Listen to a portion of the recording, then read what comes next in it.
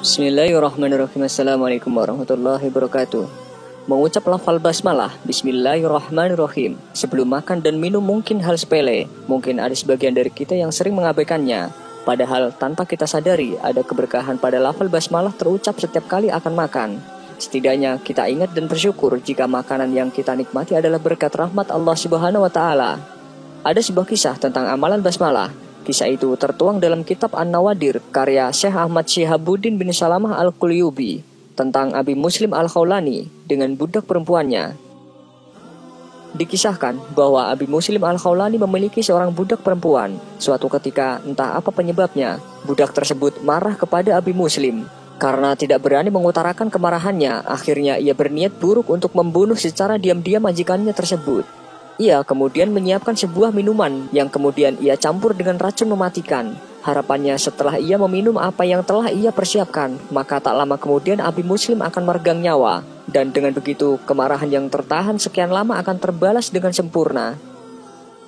Dilihatnya, Abi Muslim mulai menenggak minuman tersebut. Ia mulai yakin bahwa beberapa saat kemudian ia akan tertawa atas kematian majikannya. Namun setelah ditunggu beberapa lama, ternyata racun mematikan yang telah ia campurkan tak bereaksi sama sekali. Malahan sang majikan terlihat begitu bugar setelah menikmati minuman yang ia buatkan. Waktu terus berjalan, dan Abi Muslim Al-Khawlani semakin terlihat segar dan bugar. Padahal begitu jelas dalam ingatan sang budak bahwa ia telah meracuni majikannya itu dengan ramuan mematikan. Keanehan tersebut begitu menyiksa batinnya. Ia mulai memikirkan sesuatu yang tidak-tidak pada majikannya tersebut. Kegamangan hati yang ia alami akhirnya memaksa mulutnya untuk mengatakan apa yang telah ia lakukan beberapa waktu silam. "Tuanku, sesungguhnya aku telah meracunimu beberapa waktu yang lalu. Namun, mengapa racun itu tak bereaksi sama sekali dalam tubuhmu?" tanya sang budak mengawali pengakuannya dengan penuh keheranan. "Mengapa engkau meracuniku?" tanya Abi Muslim Al-Khawlani. Jawabnya, "Karena engkau sudah tua renta." Ternyata sang budak marah hanya kepada kekecewaannya terhadap Abi Muslim yang semakin terlihat tua. Hal itu membuatnya tak cinta lagi terhadap keadaan majikannya tersebut, sehingga berniat mengakhiri hidup majikannya daripada harus hidup berdampingan dengan kakek lanjut usia. Abi Muslim pun menjelaskan ihwal tentang racun tersebut tidak mempan dalam tubuhnya.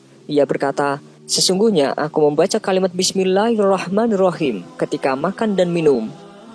Sungguh Abi Muslim Al-Khawlani yang berbesar hati setelah mengetahui penyebab kemarahan budaknya yang mengakibatkan pembunuhan, namun ternyata gagal. Ia tidak marah sama sekali pada budaknya. Justru ia malah memerdekakan budak tersebut demi melegakan hatinya.